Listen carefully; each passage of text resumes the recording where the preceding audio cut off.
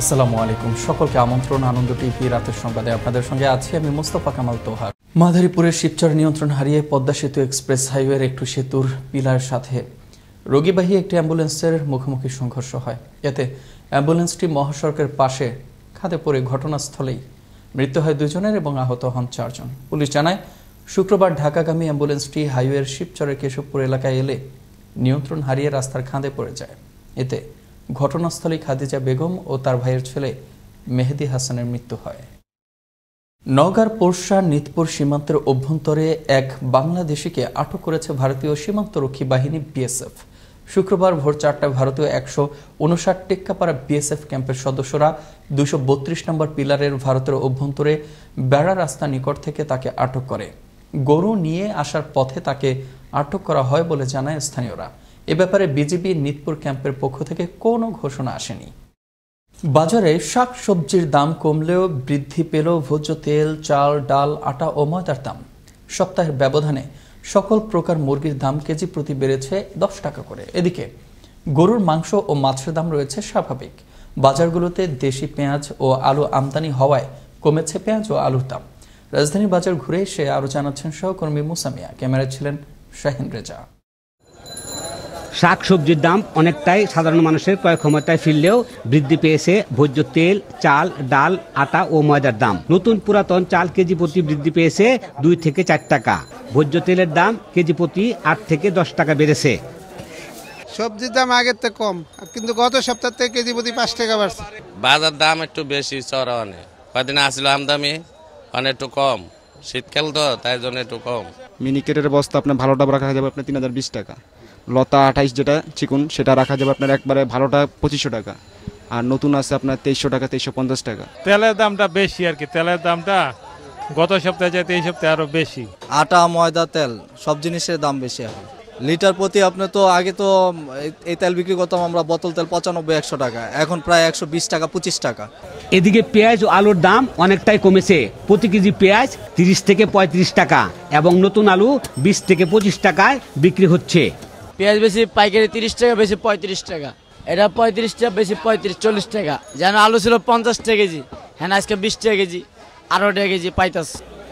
গরুর, খাসির মাংসের দাম স্বাভাবিক থাকলেও সকল প্রকার মুরগির দাম কেজি প্রতি বেড়েছে 10 থেকে 15 টাকা।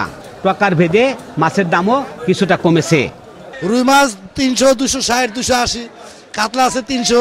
মানে যেই দামে কিনছি আমরা ওই দামে মাছ বিক্রি করতে পারতেছি না। মানে চড়া দাম যেভাবে বাড়তেছে, কিছু কিছু বাজারে দেখেন সিন্ডিকেট শিং মাছ একজন ছাড়া কেউ বিক্রি করে না। বাজার সিন্ডিকেটের কারণে কৃষকরা পাচ্ছে না ন্যায্য মূল্য। সেই সাথে সাধারণ ক্রেতাদের সরকারের বেঁধে দেওয়া দামের বাইরে বেশি দাম দিয়ে পণ্য ক্রয় করতে হয়। তাই সঠিকভাবে বাজারে মনিটরিং এর ব্যবস্থা করা হলে সকল পণ্যের দাম সাধারণ মানুষের ক্রয় ক্ষমতায় ফিরে আসবে, এমনটাই আশা ক্রেতা সাধারণের। মুসামিয়া, আনন্দ টিভি, ঢাকা। নোয়াখালীর বসুরহাট পৌরসভার মেয়র আব্দুল কাদের মির্জার বিরুদ্ধে মানহানি মামলার প্রতিবাদে বিক্ষোভ মিছিল ও সংবাদ সম্মেলন অনুষ্ঠিত হয়ে বৃহস্পতিবার রাতে বসুরহাট বাজারে। এ সংবাদ সম্মেলনে মেয়র আব্দুল কাদের মির্জা বলেন, অতীতেও তার বিরুদ্ধে অসংখ্য মিথ্যা মামলা দেওয়া হয়েছিল। এবার সত্য কথা বলায় দলের কিছু দুষ্কৃতিকারী তার পেছনে লেগেছে। তবে যত বাধাই আসুক তিনি অবিচল থাকবেন বলে জানান। গাইবান্ধার শাহঘাটার বাদিনার পাড়া গ্রামে তুচ্ছ ঘটনাকে কেন্দ্র করে আজির হোসেন নামের এক ব্যক্তি নিহতের ঘটনায় 13 জনকে আসামি করে শাহঘাটা থানায় একটি হত্যা মামলা দায়ের করা হয়। সে মামলায় যাদের নাম দেওয়া হয়েছে তাদের অনেককেই পূর্ব শত্রুতার জেরে ফাঁসানোর জন্য নাম দেওয়া হয়েছে বলে অভিযোগ ভুক্তভোগীদের। এ বিষয়ে গাইবান্ধা থেকে মিলন খন্দকারের পাঠানো তথ্য ভিডিও চিত্রে আরও জানাচ্ছেন শারমিন মনির। গত 14 জানুয়ারি গাইবান্ধা শাখাটার বানিদারপাড়া গ্রামে একটি গাছ কাটাকে কেন্দ্র করে উভয় পক্ষের সংঘর্ষে আজির হোসেন নামের এক ব্যক্তি নিহত হন। এ ঘটনায় নিহতর বড় ছেলে সাইফুল ইসলাম বাদী হয়ে একই গ্রামের 13 জনকে আসামি করে শাখাটা থানায় একটি হত্যা মামলা দায়ের করেন। তবে এ ঘটনায় যারা জড়িত ছিলেন তাদের নাম ছাড়াও আরও অনেকের নাম মামলায় দেয়া হয়েছে বলে জানান প্রত্যক্ষদর্শীরা। পূর্ব শত্রুতার জেরে মামলায় তাদের ফাঁসানো হয়েছে বলে দাবি করেন তারা। মামলায় অভিযুক্তরা এখনও বাড়িঘর ছেড়ে গ্রেফতারের ভয়ে পালিয়ে বেড়াচ্ছেন, যার কারণে স্বাভাবিক জীবনযাপন করতে পারছেন না তারা। প্রত্যক্ষদর্শীদের দাবি, সুষ্ঠু তদন্ত সাপেক্ষে প্রকৃত আসামিদের গ্রেফতার করে শাস্তি দেয়া হোক। এখানে থাকে না, 1 মাস আগে তাই ঢাকা গেছে, চাকরি করে ঢাকাতেই থাকে। কিন্তু আরগুলোকে আসামি দিতে পারে, তাকে তো আর আসামি দিতে পারে না। ছোট একটা মানে ব্যাপার নিয়ে গন্ডগোল হয়, হওয়ার পরে লোকটি মারা গেছে। এই মারামারি যারা জড়িত সেদের আমরা সাজা চাই, এবং যারা এখানে ছিল না, যারা ছিল না তারা আসামি বানানো হয়েছে, তারা সুষ্ঠু তদন্ত করে সুষ্ঠু বিচার করে। গাইবান্ধার পুলিশ সুপার জানান, এই হত্যা মামলাটি তদন্তনাধীন আছে। সুষ্ঠু তদন্ত করে ঘটনার সাথে জড়িতদের শাস্তির আওতায় আনা হবে। গত 14 তারিখে এই যে মামলাটা হয়েছে সাগাটের 9 নম্বর মামলা, সেটা এখন ইনভেস্টিগেশন চলছে। আপনাকে ইনভেস্টিগেশনের সাপেক্ষে এর সাথে যারা জড়িত, এই ঘটনার সাথে যারা জড়িত, তাদের বিরুদ্ধে আইনানুগ ব্যবস্থা নেওয়া হবে। এই ঘটনায় যারা জড়িত নয় তাদের মামলা থেকে অব্যাহতি দিয়ে প্রকৃত আসামিদের শনাক্ত করে তাদের দৃষ্টান্তমূলক শাস্তির দাবি এলাকাবাসীর। শারমিন মনির, আনন্দ টিভি, ন্যাশনাল ডেস্ক। তীব্র শীত আর ঘন কুয়াশায় স্থবির জনজীবন। সকাল থেকে কুয়াশার চাদরে ঢাকা পড়েছে প্রকৃতি। দুর্ঘটনা এড়াতে মহাসড়কে হেডলাইট জ্বালিয়ে গাড়ি চলাচল করতে দেখা যায়। সড়কে কমেছে যান চলাচলের গতি। এতে ভোগান্তিতে পড়েছেন স্থানীয় ও দূরপাল্লা রুটে যাওয়া যাত্রীরা। শীতের কারণে বেশি বিপাকে পড়েছেন খেটে খাওয়া নিম্ন আয়ের মানুষজন। ঝিনাইদহে তীব্র শীত আর ঘন কুয়াশায় জনজীবনের স্থবিরতার এই চিত্র। এলজিইডির আওতায় 2020-21 অর্থ বছরে রংপুর বিভাগে বাস্তবায়নাধীন বিভিন্ন প্রকল্প কর্মসূচির অগ্রগতি পর্যালোচনা সভা অনুষ্ঠিত হল শুক্রবার সকালে নগরীর RTRS মিলনায়তনে। এলজিইডি এর প্রধান প্রকৌশলী আব্দুর রশিদ খানের সভাপতিত্বে সভায় অংশগ্রহণ করেন আব্দুল মালিক সরকার ও এলজিইডি বিভিন্ন সংস্থার প্রধান কর্মকর্তাবৃন্দ। সবাই সংস্থা প্রধান ও প্রকল্প পরিচালকরা নিজ নিজ প্রকল্পের বাস্তবায়ন পরিকল্পনা ও সর্বশেষ অগ্রগতি তুলে ধরেন। গাজীপুরের শ্রীপুরে বিভিন্ন কলকারখানার তরল বর্জ্য আশপাশের নদী, খাল ও বিলে পড়ছে প্রতিনিয়তই। কলকারখানার এ দূষিত কেমিক্যাল শোধন না হওয়ায় পরিবেশ দূষণের পাশাপাশি চাষযোগ্য ফসলের জমির ওপর পড়েছে ব্যাপক প্রভাব, যার ফলে নগরবাসী পানিবাহিত রোগ সহ নানা রোগে হচ্ছেন আক্রান্ত। গাজীপুরের পরিবেশ দূষণের চিত্র তুলে ধরছেন আব্বাসউদ্দিন, জানাচ্ছেন তরিকুল ইসলাম। গাজীপুরের শ্রীপুরের বাঘের বাজার লবলং নদের পানি একসময় মানুষ দৈনন্দিন কাজ সহ নানা কাজে ব্যবহার করতেন, কিন্তু আজ নদীটিকে খাল বানিয়ে ফেলেছে অসাধু মানুষ, আর তা দখল করে চারপাশে গড়ে তুলেছে মিল ফ্যাক্টরি।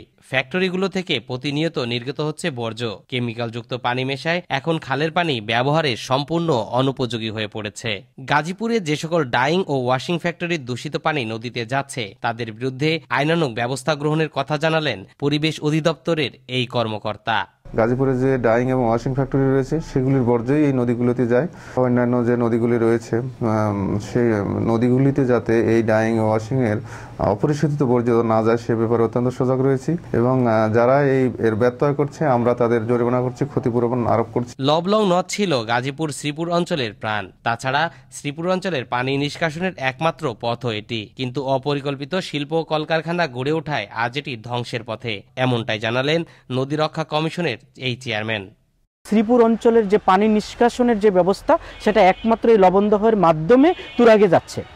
এখন এই যে লবণদহের যে দূষণের মূল কারণটাই হচ্ছে অপরিকল্পিত শিল্পায়ন। আর চিহ্নিত করতে হবে কারা দখল করছে, কারা দূষণ করছে, এবং তাদের বিরুদ্ধে ব্যবস্থা নিতে হবে। নগরীর জলাবদ্ধতা নিরসন ও সৌন্দর্য বৃদ্ধিতে আশপাশের নদী খালের কোনো বিকল্প নেই। তাই এ সকল নদী খাল দখল ও দূষণমুক্ত করতে জরুরি পদক্ষেপ গ্রহণ করবে কর্তৃপক্ষ, এমনটাই প্রত্যাশা নগরবাসীর। তরিকুল ইসলাম, আনন্দ টিভি, ন্যাশনাল ডেস্ক। ময়মনসিংহের ভালুকায় আয়েশা আক্তার পপি নামে এক গৃহবধূর মরদেহ উদ্ধার করল পুলিশ। স্বামীর পরিবারের দাবি, বৃহস্পতিবার পূর্ব ভালুকা এলাকার নিজ বাড়িতে গৃহবধূ ঘরের আড়ার সাথে ফাঁসি দিয়ে ঝুলে থাকা অবস্থায় দেখে তাকে হাসপাতালে নিয়ে গেলে ডাক্তার তাকে মৃত ঘোষণা করেন। পুলিশ হাসপাতাল থেকে মরদেহ উদ্ধার ও জিজ্ঞাসাবাদের জন্য স্বামী নিশাদকে করেছে আটক। ময়মনসিংহের ত্রিশালের উত্তর কানিহারি এলাকার জ্যোৎস্না বেগম নামের এক অসহায় নারীর জমি বেদখলের অভিযোগ উঠেছে প্রতিবেশী লাল মিয়া ও হাসিমের বিরুদ্ধে। জ্যোৎস্না বেগম জানান, 6.5% জমি 7 থেকে 8 বছর ধরে লাল মিয়া ও হাসিম তাদের দখলে নেয়ার পায়তারা করছে। গত 11 জানুয়ারি জমিটি দখল করতে সীমানা পিলার ভাঙচুর করে তারা। ত্রিশাল থানার ওসি মাহমুদুল ইসলাম জানিয়েছেন, বিষয়টি তদন্ত সাপেক্ষে নেওয়া হবে ব্যবস্থা। ভোলার লালমোহনে পোল্ট্রি মুরগি খামারিদের মাঝে সচেতনতা বাড়াতে আধুনিক খামার গড়ি শীর্ষক সেমিনার অনুষ্ঠিত হল।